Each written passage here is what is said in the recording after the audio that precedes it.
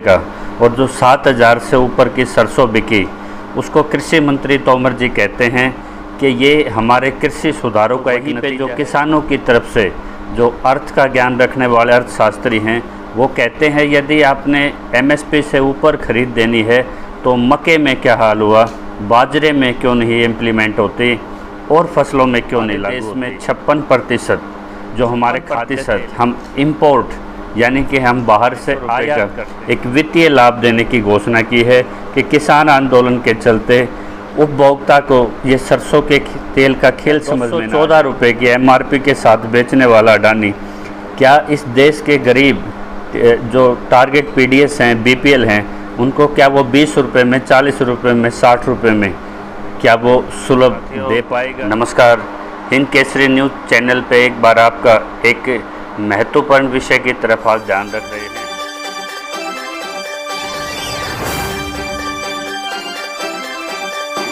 बड़े दिनों से एक शोर चल रहा है कि सरसों की कीमतों में ये जो इजाफा हुआ है, जो एमएसपी की घोषित 4650 रुपये का और जो 7,000 से ऊपर की सरसों बिकी उसको कृषि मंत्री तोमर जी कहते हैं कि ये हमारे कृषि सुधारों का एक नतीजा है। तो वहीं पे जो किसानों की तरफ से जो अर्थ का ज्ञान रखने वाले अर्थशास्त्री हैं वो कहते हैं यदि आपने एमएसपी से ऊपर खरीद देनी है तो मक्के में क्या हाल हुआ, बाजरे में क्यों नहीं इम्प्लीमेंट होती और फसलों में क्यों नहीं लागू होती। तो अलग अलग पक्षों के अलग अलग तर्क हैं। तो इसी बीच में एक विश्लेषण आवश्यक था कि अभी सरसों के जो भाव हैं और जो सरसों के तेल में एकदम अभूतपूर्व जो इजाफा हुआ है इसके मूल कारण क्या हैं। तो आइए हम जानेंगे। आज हमारे देश में 56% जो हमारे खाद्य तेल हैं, जैसे सरसों का तेल है, पाम ऑयल है, सनफ्लावर ऑयल है या अपना राइस ब्रांड ऑयल है, 56% हम इंपोर्ट यानी कि हम बाहर से आयात करते हैं। अब सवाल ये उठता है कि किसानों के साथ प्रधान सेवक मिलके किसान को आत्मनिर्भर किस तरीके से बनाया जाए।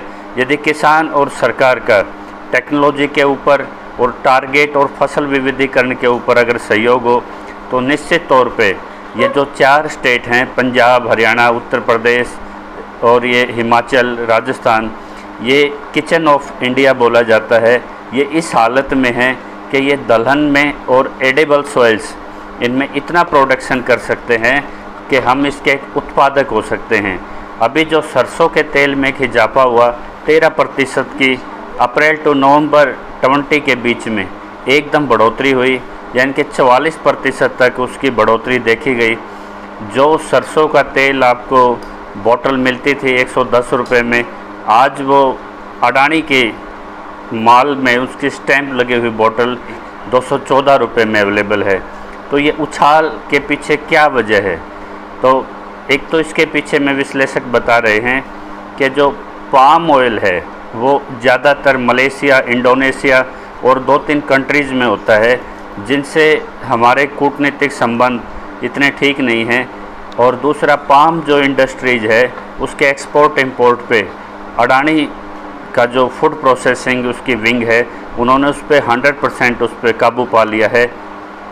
और उन्होंने आपूर्ति से लेके और लाला रामदेव की भी एक जो कच्ची धानी के तेल में डील करती थी, पहले उन्होंने जो भी उसकी मैन्युफैक्चरिंग, रिटेल, उन पे सारी कंपनियों को उन्होंने टेक ओवर किया।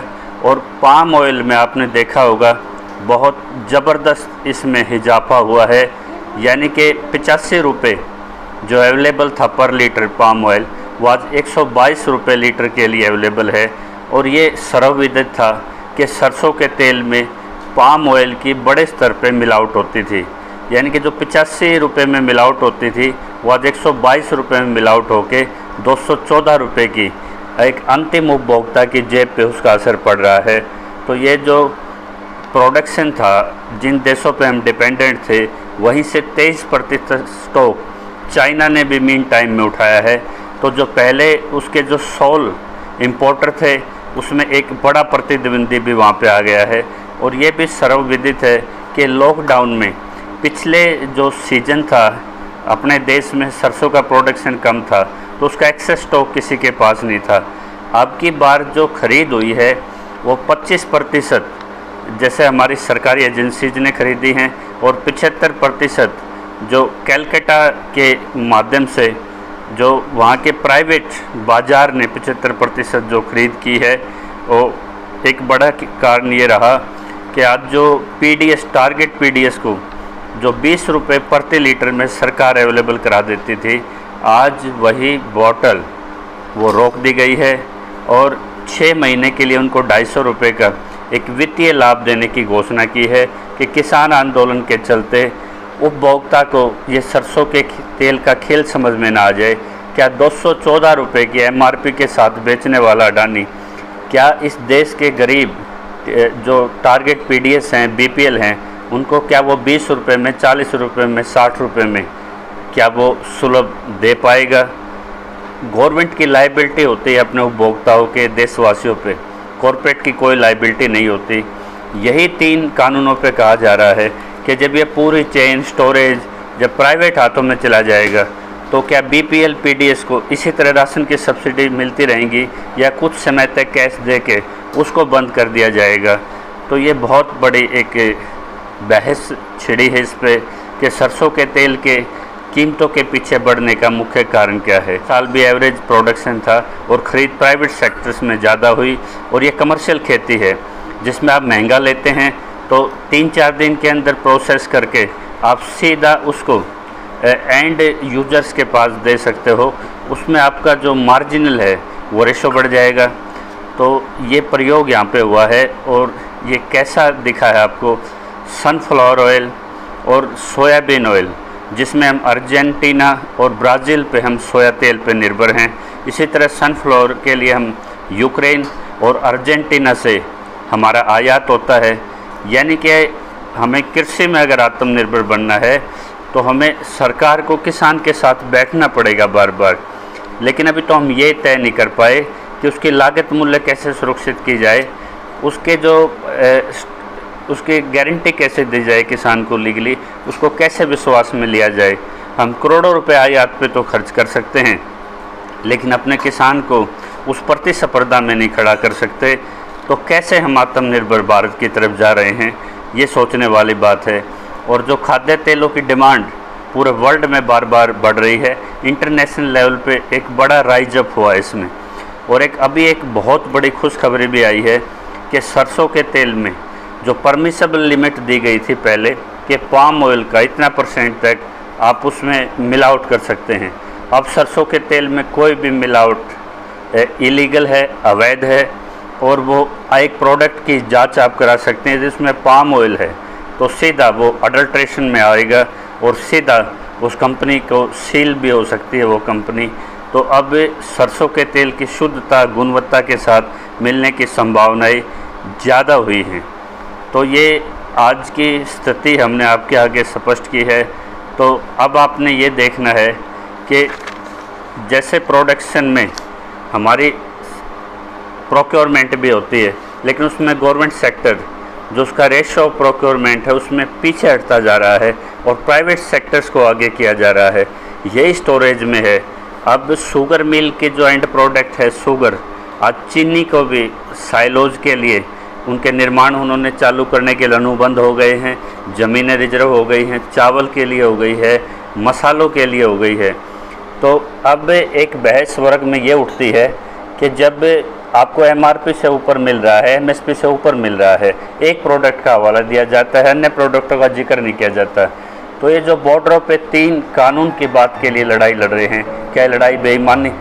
आप 73 लाख करोड़ रुपए आपने प्रोक्योरमेंट के, आपने गेहूं की जो खरीद के दे दिए, आपने कहा इतने लाख एक बल्क में जो हमारे फार्मर्स थे वो कॉरपोरेट के साथ भी उन्होंने साइलोज में डील की और उन्होंने सीधा इतना प्रोक्योरमेंट डाटा लेके आज एक वर्ग है जो सरकार की तरफ से जो कह रहा है कि ये जो संग्रह है 3 कानूनों का ये बेईमानी है। वहीं पे खाली एक प्रोडक्ट को इंटरनेशनल मार्केट की वजह से जिसके रेट बढ़ते हैं, जो पाम ऑयल है वो किसी एक उद्योगपति के हाथों में आ जाता है और उसकी मोनोपोली का नतीजा होता है कि इंटरनेशनल मार्केट में ही राइज कर जाता है और देशों में भी इसके असर पड़ते हैं। तो ये खेल जिस तरह से घुमा के ये जादू दिखाई दिया जाता है, यही आप लोगों को समझने की ज़रूरत है। तो जब सरकार ये कहती है कि हम इसमें आपको इतना लाभ देते हैं कि 4650 का हम 7000 से ऊपर सेल करते हैं, तो फिर तो आपको MSP कानून बना देना चाहिए, क्योंकि आपके पास जब मार्जिन से ऊपर आप हर प्रोडक्ट पे दे रहे हैं, तो फिर आपको किस चीज़ का इसमें अंदेशा है, क्या खतरा है। 29 लाख करोड़ जो आपका कृषि उत्पादों की प्रोसेसिंग के ऊपर एक इंडस्ट्रीज खड़ी है एग्रीकल्चर के, आज उसको खुल के कोई वार्ताओं में नहीं लाना चाहता। और जो MSP कानून जो 29 राज्यों के लिए एक बहुत बड़ी लड़ाई है, कहीं ना कहीं जो अगवा लीडर बैठे हैं किसान आंदोलन में, फंडिंग के सरकार के पास, उनके सीधे साक्ष्य होने के बावजूद जिस तरह से पॉलिटिकल गेम उनके साथ खेला जा रहा है, लेकिन एक तरफ कुछ इनोसेंट फार्मर्स हैं, छोटे बहुत जोत वाले किसान हैं, उनके अस्तित्व की लड़ाई है। और वो अगवा किसानों पे इतने डिपेंडेंट नहीं है जो गलत फहमियाँ वो किसान नेता पाले बैठे हैं। इनोसेंट जो क्लास है जो आज नालों पे बैठी है, सड़क फुटपाथों पे बैठी है, वो जब तक MSP कानून लागू नहीं होता या तीनों कानूनों में उनके अकॉर्डिंग अमेंड नहीं होते और ट्रांसपेरेंट तरीके से बातचीत नहीं होती, वो शायद वहाँ से हिलने वाले नहीं हैं। तो सरसों के तेल ने आज आँखें खोल दी है, सोयाबीन भी बढ़ा है और भी तेल बढ़े हैं, लेकिन ज़्यादातर घरों में जो हमारा मध्यम वर्ग है, 82 करोड़ लोग आदमी गरीबी में रहते हैं, तो वो सरसों के तेल को अफोर्ड कर पाते हैं। और जो और तेलों में भी सरसों के तेल की अडल्ट्रेशन अलाउड थी 20% तक, वो भी अब रोक दी गई है। यानी कि सोयाबीन का तेल होगा तो सोयाबीन का ही मिलेगा। तो कंजप्शन बढ़ी है सरसों के तेल की, डिमांड एंड सप्लाई में उसकी डिमांड ज़्यादा बढ़ी है। इंटरनेशनल लेवल पे जो उसका अडल्ट्रेट कंटेंट्स थे, उसकी मात्रा के साथ उसकी कीमत भी बढ़ी है। और इस तरह से क्या हमारे खाद्य जो आवश्यकताएं हैं वो एक्सपोर्ट इंपोर्ट पे, हम इंपोर्ट पे कब तक बाहर से इतना बड़ा बल्क उठा के हम अपने आप को आत्मनिर्भर भारत के मॉडल देते रहेंगे, या किसान को भी उसमें शामिल करके आत्मनिर्भर बना पाएंगे। तो सरसों के तेल की बढ़ी हुई कीमत एक उदाहरण है, अन्य उत्पादों पे इसका जल्द असर दिखाई देगा। तो ये BPL वाले जो कार्ड धारक हैं उनको सोचने की समय है कि क्या आज कॉरपोरेट ने उनको 20 रुपये में तेल अवेलेबल करा दिया।